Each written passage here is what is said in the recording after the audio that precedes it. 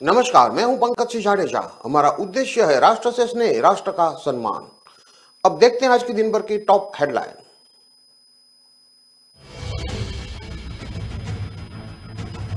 4 महीने यूट्यूब देखा और फिर एमबीए का छात्र बना दूध वाला। मिल्क शेक फ्रेंचाइजी में 12 लाख का घाटा हुआ था, अब ब्रांड बना उसका मिल्क।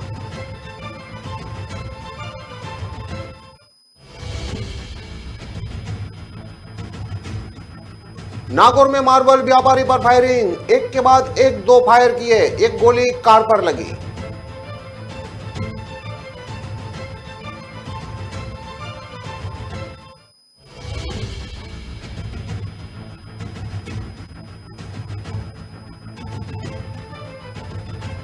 अजमेर में देवर और जेठ ने किया दुष्कर्म, ब्लैकमेल कर लाखों रुपए हड़पे, पीड़िता ने परेशान होकर दी शिकायत।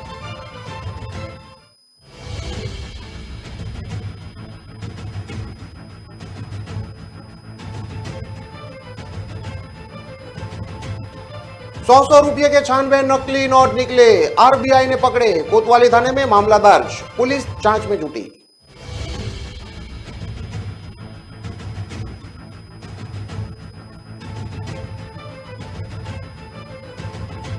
और बाड़मेर में पंखे के हुक से लटका मिला विविताई का शव, 1 साल पहले हुई थी शादी, पुलिस जुटी सुसाइड कारणों का पता लगाने। अब देखते हैं खबरें विस्तार से। दुनिया जब कोरोना की चपेट में थी तो जोधपुर के 2 भाइयों को लोगों तक शुद्ध दूध पहुंचाने का विचार आया। पिता ने मुंबई में एसबीआई बैंक में चीफ मैनेजर, उसने पूछा तो कहा अच्छा विचार है, दूध बेचो। दोनों भाइयों ने 4 महीने तक यूट्यूब और सोशल मीडिया पर डेयरी का काम सीखा और कांच की बोतल में दूध बेचने का स्टार्टअप शुरू किया। अब वे सालाना 50 लाख तक का कारोबार कर रहे हैं। कोविड काल में संक्रमण के डर से जोधपुर समेत तमाम शहरों में लोग खुला दूध लेने से डरने लगे थे। ऐसे में जोधपुर के सुरसागर इलाके के निवासी 2 भाई अंकित और निखिल परिहार ने एक स्टार्टअप शुरू किया। इसके तहत उन लोगों ने कांच की सैनिटाइज बोतल में सीलबंद करके दूध पहुंचाना शुरू किया। 3 साल में अब यह प्रोडक्ट परिहार ब्रदर्स की पहचान बन चुका है। युवा बिजनेसमैन अंकित परिहार ने बताया कि उनके पास आज अजमेरी नस्ल की 35 गायें हैं, 8 कर्मचारी काम कर रहे हैं, 4 गायों को संभालते हैं और दूध निकालते हैं, बाकी 4 दूध के पैकेजिंग करके सप्लाई करते हैं। जोधपुर में 130 से ज्यादा परिवार इनके ग्राहक हैं। रोजाना 200 लीटर दूध बिक रहा है। इस दूध की मांग 500 लीटर तक पहुंच चुकी है, लेकिन प्रोडक्शन सीमित है। दूध का भाव 59 रुपये लीटर है।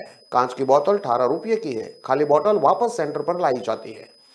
अंकित ने बताया कि इससे पहले मैंने और बड़े भाई निखिल ने पढ़ाई के साथ ही कैवेंडर्स ब्रांड का एक मिल्क शेक का फ्रेंचाइजी खोला था, जिसमें 37 लाख रुपए का बैंक से लोन लेकर इन्वेस्ट किया था। कोविड के समय 12 लाख का नुकसान होने के बाद कुछ और करने का आइडिया आया। इस दौरान सबसे ज्यादा जरूरत हाइजीन वाले दूध की महसूस हुई तो यह स्टार्टअप शुरू किया। अंकित और निखिल गाय का दूध अपने फार्म हाउस पर निकालते हैं और शुद्धता का ध्यान रखते हुए कांच की बोतलों में पैक करके कस्टमर तक होम डिलीवरी करते हैं।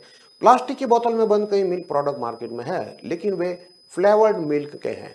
यह नॉर्मल दूध है जिसमें हाइजीन का पूरा ध्यान रखा जा रहा है। लोगों ने इस कॉन्सेप्ट को हाथों हाथ लिया। बड़े भाई निखिल ने बताया कि सूरसागर इलाके में कोविड की दूसरी लहर के दौरान जून 2021 में कई लोगों ने डोल वालों से खुला दूध लेना बंद कर दिया था।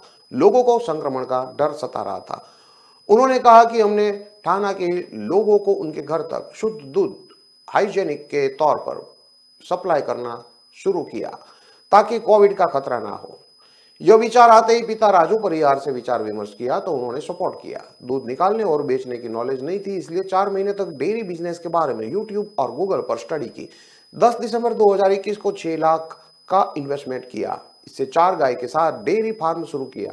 यह सब ट्रायल के तौर पर था। शुरुआत में दिक्कत यह हुई कि पहले ही दिन से दूध बेचना मुश्किल होता है, ग्राहक बनाना जरूरी है। इसके लिए जल्द ही वेबसाइट बनाई और सोशल मीडिया के जरिए ऑनलाइन प्रमोशन किया। प्रोडक्ट लॉन्च किया तो पहले दिन 26 लीटर दूध बिका। धीरे धीरे लोगों को हमारी डेयरी का दूध पसंद आने लगा। मांग बढ़ती गई और 2022 का आखिरी महीना आते आते हम 4 गाय से 35 गायों तक आ गए। 26 लीटर दूध की बिक्री के साथ शुरुआत की थी। अब जोधपुर में रोजाना 200 लीटर दूध की बिक्री हो रही है, जबकि डिमांड 500 लीटर प्रतिदिन की है। हम दूध का प्रोडक्शन मांग के अनुरूप नहीं कर पा रहे हैं। एमबीए दूध वाले अंकित ने बताया कि दूध की होम डिलीवरी कांच की बोतल में कर रहे हैं। सालाना 40 से 50 लाख तक का दूध बेच रहे हैं। खर्च निकालकर 40 से 50 हजार रुपये प्रति महीने कमा रहे हैं। दूध की बोतल नोएडा की कंपनी से तैयार करवाई है। एक बोतल 18 रुपये की है। इसी में सीलबंद दूध कस्टमर तक पहुंचा रहे हैं। दूध की सप्लाई 2 पारियों में करते हैं। सुबह 5:30 बजे से डिलीवरी बॉय शहर के जालामंड सर्किल से लेकर बीजेएस प्रतापनगर अखलिया चौराहा तक दूध की सप्लाई करते हैं। इसके लिए सुबह 3 बजे गाय का दूध निकाला जाता है। फार्म हाउस में दूध दोहने के लिए 4 लोगों की टीम है। 4 लोग सप्लाई का काम कर रहे हैं। दूसरी पारी में शाम की सप्लाई 5 बजे से की जाती है। अंकित ने बताया कि कस्टमरों में डॉक्टर, एडवोकेट, प्रशासनिक अधिकारी, बिजनेसमैन शामिल है। अंकित ने आगे बताया कि बड़ी कंपनियों की ओर से प्लास्टिक की थैलियों में भी दूध सप्लाई हो रहा है। कई निजी दूध विक्रेता भी प्लास्टिक में दूध सप्लाई करते हैं। इससे पर्यावरण को काफी नुकसान होता है। कचरे में फेंकी गई पॉलीथीन जानवर के लिए भी खतरा है।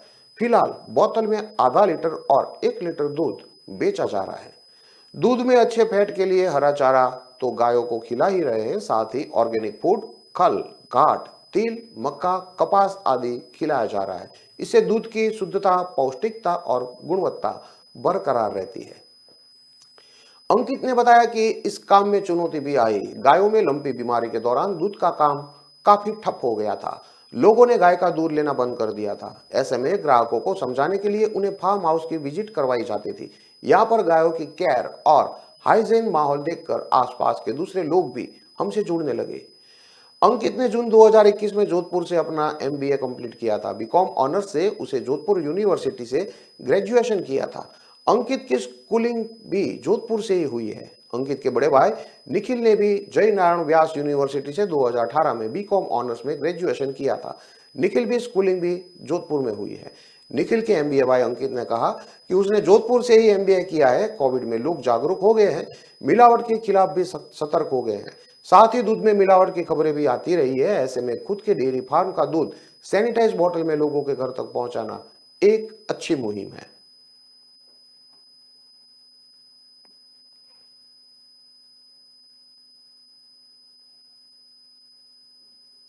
नागौर में एक मार्बल व्यापारी पर बदमाशों ने बीच रास्ते फायरिंग कर दी। 2 राउंड फायर के बाद व्यापारी इतना डर गया कि गाड़ी लेकर सीधा घर की तरफ भागा। यहां पहुंचकर पुलिस घर वालों को घटना के बारे में बताया तो पुलिस को सूचना दी। फायरिंग के बाद बदमाश मौके से फरार हो गए। वहीं अभी तक बदमाशों के बारे में जानकारी नहीं मिल पाई है। मामला जिले के मकराना थाना माताभर रोड में शाम 6 बजे का है। फायरिंग की घटना में एक गोली कार के पीछे नंबर प्लेट की तरफ लग गई थी। घटना को लेकर माताभर रोड निवासी व्यापारी भंवरलाल किरडोलिया ने बुधवार रात 9:30 बजे मकराना पुलिस थाना में अज्ञात बदमाशों के खिलाफ रिपोर्ट दर्ज कराई है। रिपोर्ट में व्यापारी ने बताया कि वह बुधवार यानी कि 4 जनवरी की शाम को 5:45 बजे बोरावल रोड स्थित अपनी फैक्ट्री से इनोवा कार में घर की तरफ निकले थे। वह खुद कार ड्राइव कर रहे थे। शाम करीब 6 बजे वह जैसे ही जाखली बाईपास चौराहे से निकले तो पीछे से गोली चली, जिसकी आवाज सुनकर साइड ग्लास में पीछे की तरफ देखा तो कार से 50 फीट की दूरी पर दूसरी कार चल रही थी। इसी दौरान उसमें से एक बदमाश ने एक और फायर किया, जिसकी गोली उसकी इनोवा कार के पीछे नंबर प्लेट की तरफ लगी। फायर की आवाज से व्यापारी काफी डर गया और कार को दौड़ाता हुआ घर पर पहुंच गया। इस दौरान पीछे चल रही गाड़ी तेज गति से माता भर के रास्ते चली गई। भंवरलाल घर पहुंचकर गाड़ी के पीछे देखा तो नंबर प्लेट के पास गोली का सुराग हो रखा था। उन्होंने पुलिस को बताया कि अज्ञात बदमाशों ने उसे जान से मारने की नीयत से गाड़ी पर गोलियां चलाई है। पुलिस ने इस बारे में देर रात को मामला दर्ज कर लिया और क्षेत्र में नाकाबंदी करवाई है। कार्यवाहक थाना प्रभारी मिट्टू लाल ने बताया कि मामले में जांच कर रहे हैं। गोली चली उस घटनास्थल का मौका मुआयना किया है और नाकाबंदी करवाई है। उधर व्यापारी भंवरलाल पर अज्ञात बदमाशों ने किस कारण से गोली चलाई, इसके कारणों का पता अभी तक नहीं चल पाया है।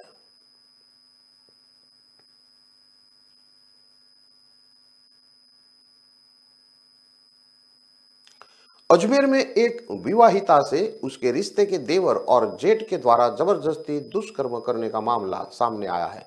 पीड़िता ने दोनों आरोपियों पर ब्लैकमेल कर पैसे मांगने का भी आरोप लगाया है। मामले में आदर्श नगर थाना पुलिस ने दुष्कर्मों की धाराओं में मुकदमा दर्ज करके जांच शुरू कर दी है। मामले की जांच थाना अधिकारी सुगन सिंह द्वारा की जा रही है। आदर्श नगर थाना पुलिस के अनुसार एक पीड़िता ने थाने पर उपस्थित होकर शिकायत दर्ज करवाई कि उसके रिश्ते में लगने वाले देवर द्वारा आदर्श नगर थाना क्षेत्र में खुद के भांजे के घर ले जाकर जबरदस्ती दुष्कर्म किया, जिसके बाद वो वापस अपने गांव चली गई। पीड़िता ने शिकायत में आरोप लगाया कि उसके देवर ने उसे फोन कर वीडियो वायरल करने की धमकी देकर ब्लैकमेल करने लगा और उससे पैसों की डिमांड की गई। धमकियों से परेशान होकर उसने अपने गहनों को बेचकर 2 लाख रुपए दे दिए। पीड़िता ने शिकायत में बताया कि 16 अक्टूबर 2021 को वह अपने बेटे को हॉस्पिटल दिखाने अजमेर आई थी, जहां उसका जेठ पीछा करता था और उसे लिफ्ट देने की बात करता था। पीड़िता ने शिकायत में बताया कि एक दिन वह रिश्ते में लगने वाले जेठ की गाड़ी पर बैठ गई, जिसके बाद आरोपी उसे एक धर्मशाला में ले गया और उसे बेहोश करके उसके साथ गलत काम किया। बाद में आरोपी जेठ भी उसे पैसों की डिमांड करने लगा, जिससे परेशान होकर उसने आरोपी जेठ को 1,80,000 रुपये दे दिए। आरोपियों की धमकियों से परेशान होकर इसकी जानकारी उसने अपने पिता को दी, जिसके बाद पीड़िता ने मामले की शिकायत आदर्श नगर थाने में दर्ज करवाई है। पुलिस ने दुष्कर्म सहित विभिन्न धाराओं में मुकदमा दर्ज करके आगे की जांच शुरू कर दी है।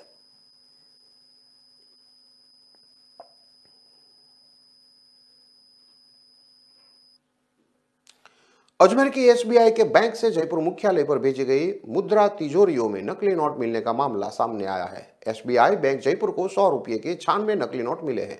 मामले में आरबीआई की सहायक महाप्रबंधक की ओर से जयपुर के गांधीनगर थाने में शिकायत दर्ज कराई गई है।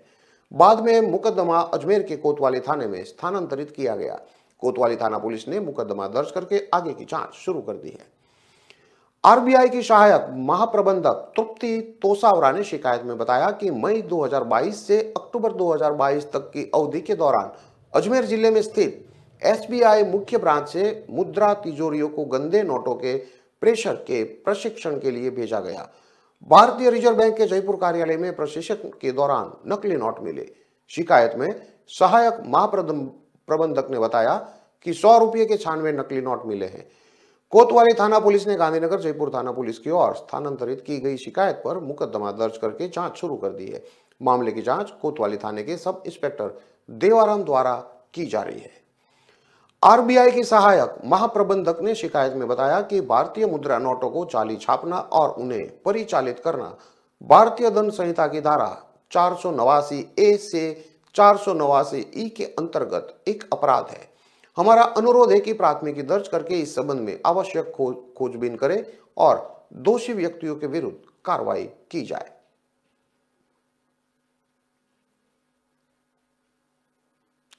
बाड़मेर जिले के चोटन इलाके तारातरा मठ गांव में घर के कमरे में पंखे के हुक से फांसी का फंदा लगाकर विवाहिता ने सुसाइड कर लिया। जानकारी मिलने पर पुलिस मौके पर पहुंची। बुधवार को पोस्टमार्टम करवाकर शव परिजनों को सौंप दिया है। विवाहिता के परिजनों की रिपोर्ट पर मामला दर्ज कर आगे की जांच शुरू कर दी है। पुलिस के अनुसार मंगलवार रात को उसको सूचना मिली थी कि तारातरा मठ गांव में एक विवाहिता ने पंखे के हुक से लटककर सुसाइड कर लिया है। मौके पर पहुंचकर देखा तो कमरे का गेट अंदर से बंद था। परिजनों के सामने कमरे की खिड़कियां को तोड़कर अंदर से गेट खोला गया। मृतका के शव को चौहटन डिस्ट्रिक्ट हॉस्पिटल की मोर्चरी में रखवाया गया। बुधवार को मृतका के पिता लूणाराम निवासी रेडाना ने रिपोर्ट दी है। इसके अणसी की शादी 1 साल पहले तारातरामठ गांव निवासी धर्माराम के साथ हुई थी। मंगलवार को दोपहर के समय घर के कमरे का गेट बंद करके वो सो गई थी। देर शाम तक दरवाजा नहीं खोलने पर परिवार के लोगों ने दरवाजा खोलने के लिए आवाज दी, लेकिन अंदर से कोई आवाज नहीं आने पर खिड़की तोड़कर सबको नीचे उतारा गया। चोटन थाना एएसआई नैनाराम के मुताबिक मृतका के पिता की रिपोर्ट पर मामला दर्ज करके शव का पोस्टमार्टम करवाकर शव परिजनों को सौंप दिया है। फिलहाल सुसाइड के कारणों का पता नहीं लग पाया है। जांच शुरू कर दी है।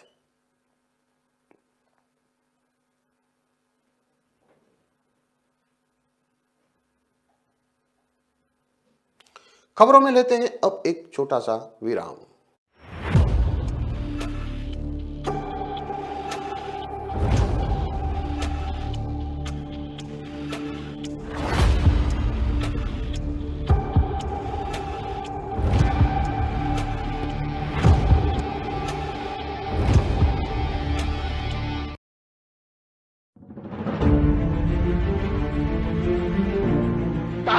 तारीख तारीख पर तारीख तारीख पर तारीख मिलती रही है। उठा के पट्टूंगा, उठा के पट्टूंगा। उतार कर फेंक दो ये वर्दी, अब बैंड नंबर बन जाएगा पट्टा अपने गले में। दिन मुझे देश के गद्दार का पता चला।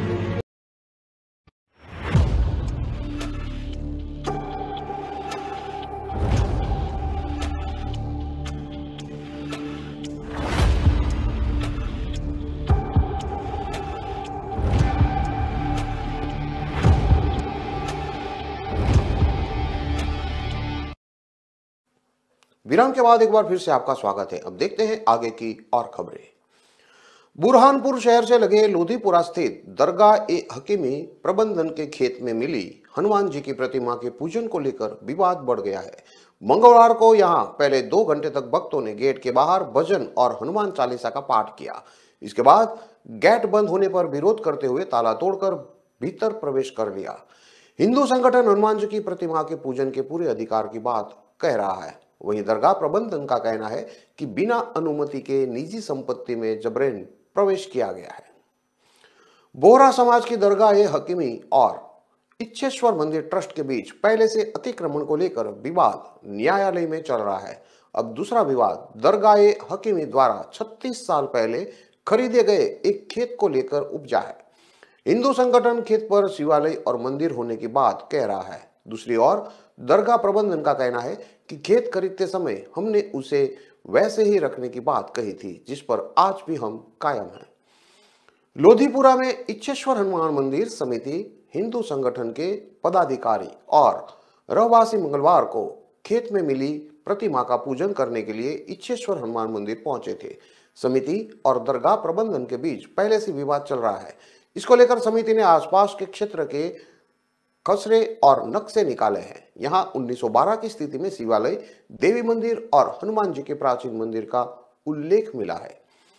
पिछले दिनों विधायक सुमित्रा कासडेकर के साथ समिति सदस्य खेत के आसपास पुराने मंदिर को लेकर चर्चा करने गए थे। तभी घनी झाड़ियों के बीच उन्हें हनुमान जी की प्राचीन प्रतिमा नजर आई थी। तब प्रतिमा के फोटो, वीडियो लिए गए और सोशल मीडिया पर भी यह मामला खूब चर्चा में रहा। 2 दिन पहले सदस्य हनुमान जी के दर्शन करने के लिए जाना चाहते थे, लेकिन दरगाह प्रबंधन ने उन्हें रोक दिया था। सदस्यों का कहना था कि दरगाह प्रबंधन ने कहा था कि बिना अनुमति आप प्रवेश मत कीजिए, आपको जब कभी पूजा अर्चना करना हो अनुमति लेकर जाए।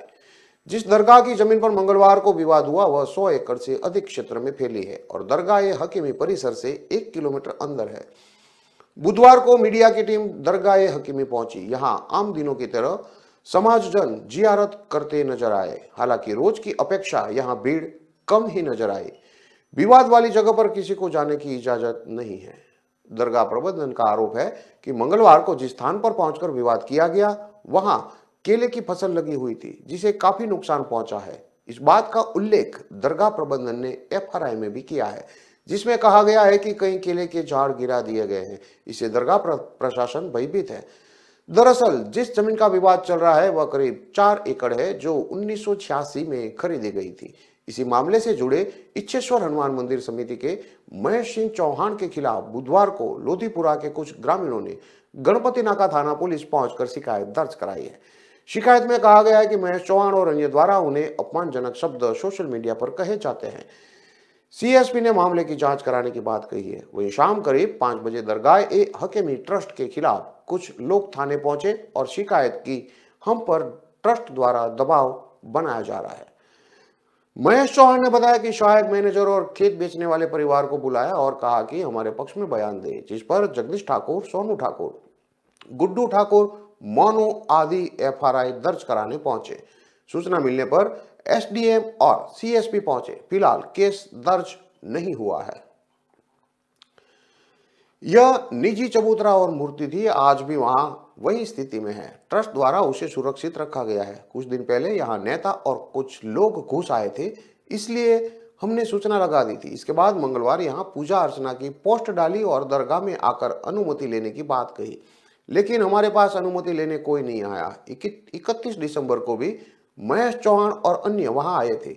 1 जनवरी को फिर आए थे। निजी संपत्ति पर किसी और का अधिकार नहीं होता। इस तरह ताला तोड़कर अंदर प्रवेश करना पूरी तरह गलत है, ऐसा दरगाह के प्रबंधकों ने बताया। मंदिर समिति के महेश सिंह चौहान ने कहा कि हमने 1912 का नक्शा देखा है। दरगाह प्रबंधन को जब खेत बेचा गया था तब वहां मंदिर होने का उल्लेख है। खेत में हनुमान जी की प्रतिमा है। हमारी धार्मिक स्वतंत्रता के तहत वहां पूजन अर्चन करने का हमें अधिकार है। इसको लेकर दरगाह प्रबंधन से बात हुई थी, लेकिन पूजन के लिए आए तो बाहर गेट पर ताला लगा दिया। इससे नाराज भक्तों ने ताला तोड़ दिया। हनुमान जी को चौला चढ़ाकर आरती की गई।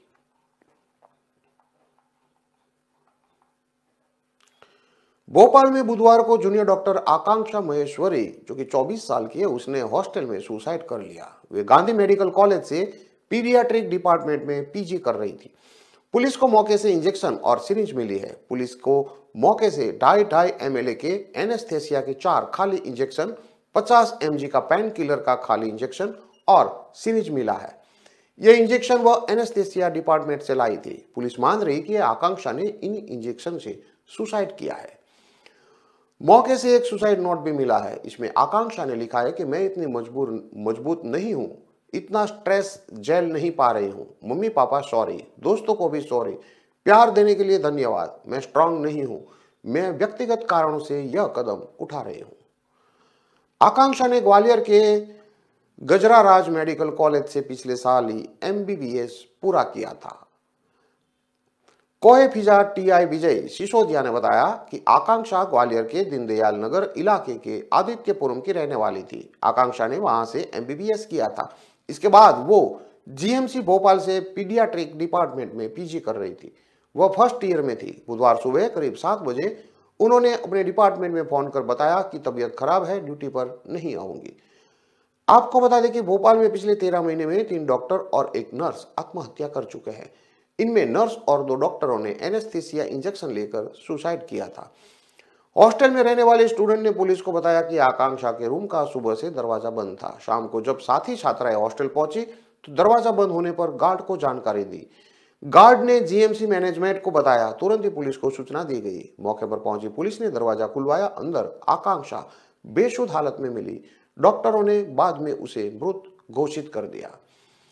डॉक्टरों ने पुलिस को बताया कि PG स्टूडेंट ने बेहोशी के इंजेक्शन के 2.5 ml के 4 डोज लिए थे। इसके अलावा 1 डोज पेन किलर का लिया था। बेहोशी के इंजेक्शन का जानलेवा डोज लिया गया था। यही वजह रही कि वह जिस अवस्था में बिस्तर पर लेटी थी उसी अवस्था में उसकी मौत हो गई। पुलिस ने दवा की खाली शीशी भी बरामद कर ली है। TI विजय सिसोदिया ने बताया कि आकांक्षा ने गजरा राजा मेडिकल कॉलेज ग्वालियर से इस साल MBBS कंप्लीट किया था। इसके बाद उन्हें गांधी मेडिकल कॉलेज भोपाल में PG में दाखिला मिला था। महीने भर पहले ही वह भोपाल शिफ्ट हुई थी। वह GMC के गर्ल्स हॉस्टल के H ब्लॉक में रह रही थी। मौके पर मिले सुसाइड नोट में उसने ऐसा कुछ जिक्र नहीं किया जिससे कि उसकी आत्महत्या की वजह का पता चल सके। आकांक्षा के परिवार जन भोपाल आ रहे हैं। उनके बयान के बाद ही सुसाइड की वजह का पता चल सकेगा।